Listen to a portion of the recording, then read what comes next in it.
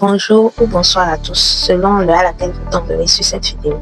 Alors, bienvenue à ce replay de la masterclass sur apprendre et s'épanouir autrement, les e-books comme levier de savoir et d'épanouissement.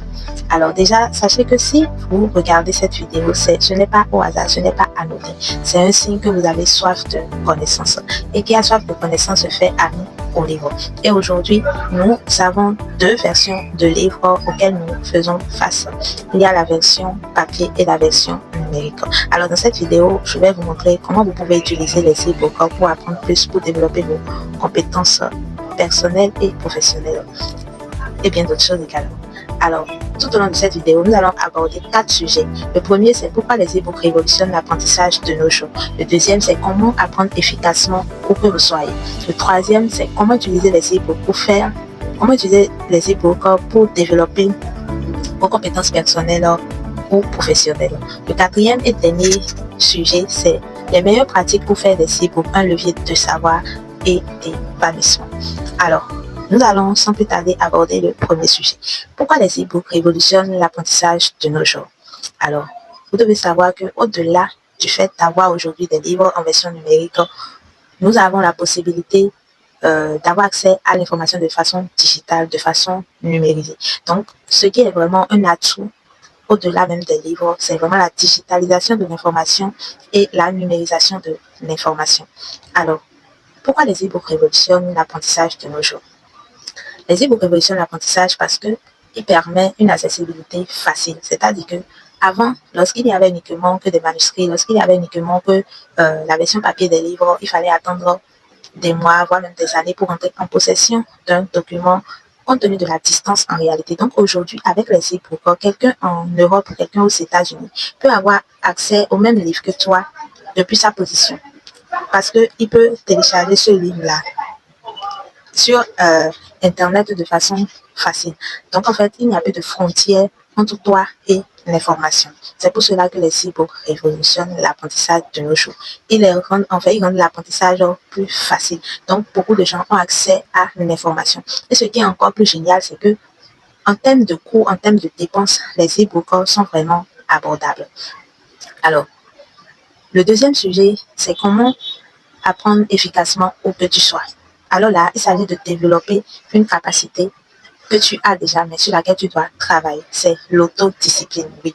Et vraiment, les e-books t'aident à vraiment travailler en fait ce côté-là de l'autodiscipline. Comment en réalité? Parce que si toi-même, en fait, tu arrives à acheter un e-book, tu le télécharges, tu as cette conscience que c'est toi-même qui va en fait lire ce e-book-là, qui va en tirer en fait le meilleur. Donc ça t'oblige en fait à faire un travail, un effort personnel pour pouvoir acquérir en fait l'information qui s'y trouve. Donc, pour apprendre vraiment efficacement où que tu sois, c'est vraiment de développer ton autodiscipline. Ce qui fait que tu peux toi-même te créer toute une bibliothèque de livres e-book et selon en fait des versions, selon plutôt différents domaines et tu te donnes en fait cette autodiscipline d'apprendre à travers ces e-books-là. Alors, à travers le troisième sujet, tu vas voir que ce sujet vient compléter ce que je suis en train de dire par rapport à l'autodiscipline. Donc, si tu veux apprendre efficacement où que tu sois, tu dois vraiment juste développer ton autodiscipline et les e-books t'aident vraiment à le faire.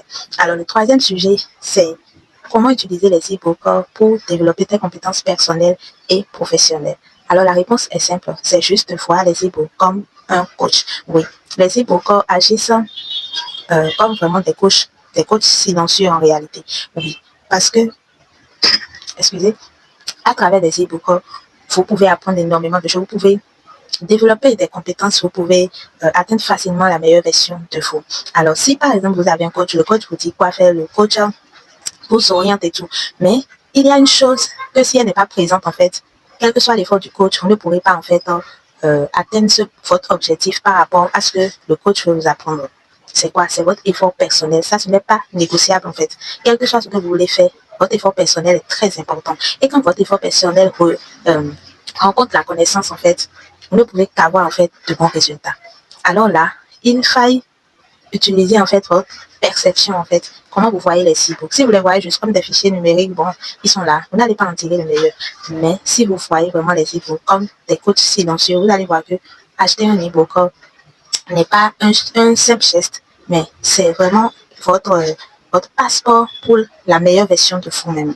Alors donc, pour développer vos compétences personnelles et professionnelles à travers des e-books, vous devez d'abord voir les e-books comme des coachs et des coachs silencieux parce que les e-books ne vont pas te parler, mais les informations sont contenues dans l'e-book et tu dois savoir les exploiter. Et là, tu verras que ce soit de façon personnelle, que ce soit par rapport à ton développement personnel ou par rapport à tes capacités professionnelles, tu pourras développer des compétences que toi-même, tu n'imaginais même pas. Alors, le dernier et quatrième sujet, c'est comment, c'est les meilleures pratiques pour faire des cibles pour un levier de savoir et d'épanouissement. Alors, cela vient vraiment clôturer tout ce que nous avons dit depuis le début de cette vidéo.